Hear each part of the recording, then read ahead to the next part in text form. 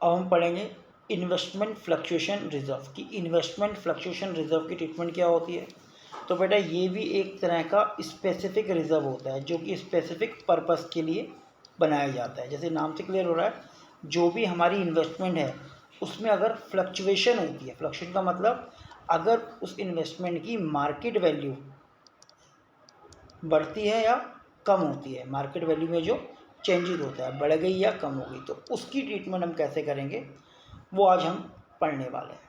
तो देखो क्या होता है, मार्केट वैल्यू का ये बुक के अंदर जो वैल्यू होती है इन्वेस्टमेंट की, बुक वैल्यू कहलाती है, जो कि 2 लाख दे रखी है और मार्केट वैल्यू हमें एडजस्टमेंट दे रखी होगी।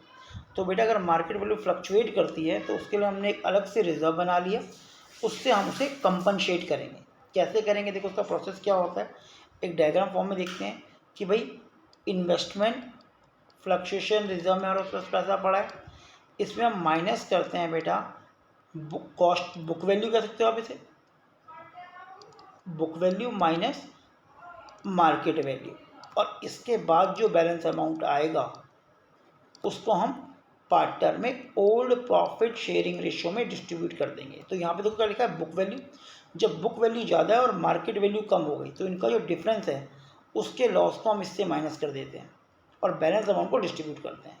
कई बार ये रिवर्स भी होगा, मार्केट वैल्यू ज़्यादा होगी और बुक वैल्यू कम होगी, तो उसमें क्या होगा वो हम क्वेश्चन में पढ़ते हैं। तो मेन इसका फ्लो जो इस तरह से बनता है। ठीक है, रिजर्व क्यों क्रिएट किया जाता है कि इन्वेस्टमेंट के चेंजेस को हम एडजस्ट कर सकें। अब इस क्वेश्चन में देखते हैं और क्लियर होगा। ABC और पार्टनर शेयरिंग प्रॉफिट रेशो 4:3:2 है, decide to share future profit 2:3:4। तो हमें न्यू रेशो देखो कोई मतलब नहीं है, हम ओल्ड रेशो की बात करेंगे। यहाँ पे आपने पिछली वीडियोस में देखा होगा, विद इफेक्ट फ्रॉम 1 अप्रैल। अब देखो बेटा यहाँ पे दे रखा है 2 लाख इन्वेस्टमेंट है, रिजर्व में हमारे पास 18,000 पड़ा है। तो पहला पॉइंट देखते हैं, there is no other information, मतलब हमें इन्फॉर्मेशन नहीं है कि ये तो इसकी बुक वैल्यू हो गई इन्वेस्टमेंट की, कि उसकी मार्केट वैल्यू क्या है, हमें कोई इन्फॉर्मेशन नहीं है तो हम 0 मानते हैं। तो यहाँ पे कितना हो गया, 18,000 आपका ये अमाउंट हो गया। बुक वैल्यू और मार्केट वैल्यू दोनों सेम मानी जाएगी कि भाई 2 लाख बुक है वही मार्केट वैल्यू है, तो ये 2 लाख तो 0 इफेक्ट हो गया, तो 18 पूरा यहाँ आ गया, तो डिस्ट्रीब्यूट हो जाएगा पार्टनर्स में उनकी प्रॉफिट शेयरिंग रेशियो में। तो एंट्री क्या बनेगी, वर्क में investment fluctuation reserve account debit to, जो पार्टनर है ABC, कितना अमाउंट 18,000, और ये बेटा 18,000 डिस्ट्रीब्यूट हो जाएगा इस रेशियो में 4:3 में, 8,000, 6,000 और 4,000। तो ये पहली ट्रीटमेंट आई। ठीक है, सेकंड ट्रीटमेंट देखते हैं। सेकंड के उसमें क्या होगा, सेकंड पॉइंट में when market value of investment 2 lakh, तो ये भी 2 लाख है, ये मार्केट वैल्यू है और ये बुक वैल्यू, दोनों 2 लाख है। तो इस केस में वही एंट्री बनेगी जो हमने फर्स्ट केस में बनाई थी।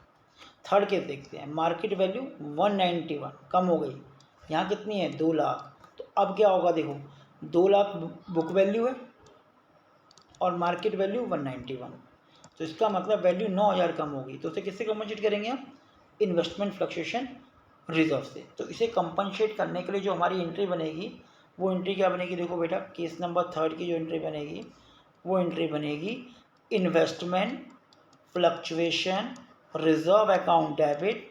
यहाँ पे अमाउंट निकल के आएगा 18,000 जो ही दे रखा है 18 के, टू इन्वेस्टमेंट, जितनी इन्वेस्टमेंट में चेंजेस हुई है, जो भी हमें लॉस हुआ है। तो बेटा वो लॉस कितना हुआ है देखो बताओ, इसमें लॉस वो हो रहा है 9,000 रुपये का। तो यहाँ पे 9,000 हमारा ये आ जाएगा और बाकी जो रिमेनिंग बचेगा वो 2A, B और C में उनके प्रॉफिट शेयरिंग रेशियो में डिस्ट्रीब्यूट हो जाएगा, जो कि ओल्ड रेशियो होगा। तो इसे मिलेगा 4,000, 3,000 और 2,000।